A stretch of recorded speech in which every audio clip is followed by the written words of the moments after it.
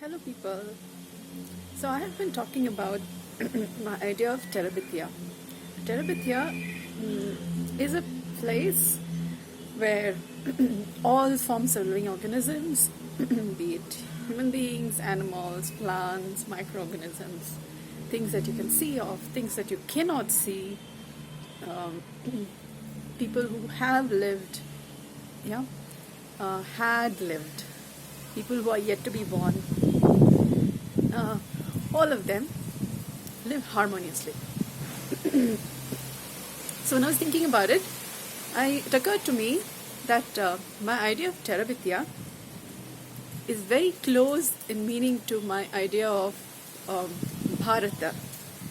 Now, my idea of Bha-ra-tha, now we've heard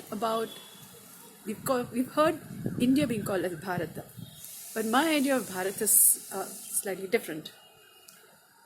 Bha-ra-tha is a word taken from Sanskrit. Bha, the way I understand it, Bha is the heat, like they call the sun as Bhaskara. It is Bha, it's the light and heat inside that which radiates light and heat. It's called Bhaskara, or the sun. So my idea of Bha-ra-tha is Bha, which is the light and heat. Ra, my understanding of it, is from the light and heat, that which emerges from the light and heat is Bha-ra-tha.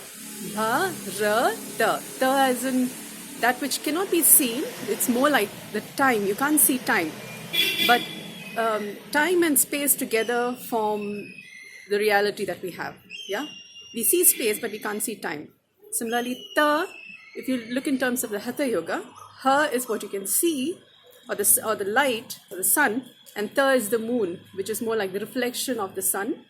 So it's again like the space and time. Yeah. So ha is more like space, kind of. Well, it's actually both, but if you look at it in terms of the moon, our reference to moon is more in terms of time, or that which cannot be seen, which is timeless, or rather, which cannot be located in time, is more referred to in some ways as what is a moon. And this is again reference to the tradition of the sun versus the tradition of the moon. You can look it up on Google. There are several references to it. You'll find references to it. So my idea of Bha-ra-tha is that which emerges from the light and heat. And when I thought about it, in terms of where would this country Terabithiya or this country Bha-ra-tha be located? So it's not really whimsical, but it's more like it exists. I mean, if you interact with me, you will get to know more about what I'm talking about. But when I look at it, Bha-ra-tha, the way I said it, is a country located on Gondwana land. Now, in historical references, the primitive earth had just one mass of land. Yeah? Just one mass of land, which they call the Gondwana land.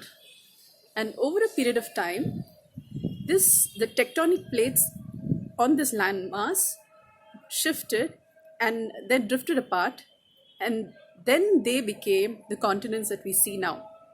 Yeah? The 7 continents that we see are parts of what used to be called as a Gondwana land. And my idea of Terabithiya or Bha-ra-tha, the way I'm talking it, is a country on Gondwana land. That is, yes, given that the continents are all separate here, but they used to be together. And it's a coincidental thing that they are now several continents, but they are basically from one mass of land, and we are all inhabitants of the same planet. Yeah. And all forms of life have one way or the other emerged from the primitive ocean. Now, Earth is the only planet that we know of that has life. And on this only planet that we know of as having life, there is just one mass of land, Terabithiya, the country on that land. And now we have different continents, but still the country is there. Yeah? Just because we have different continents doesn't mean the country is different.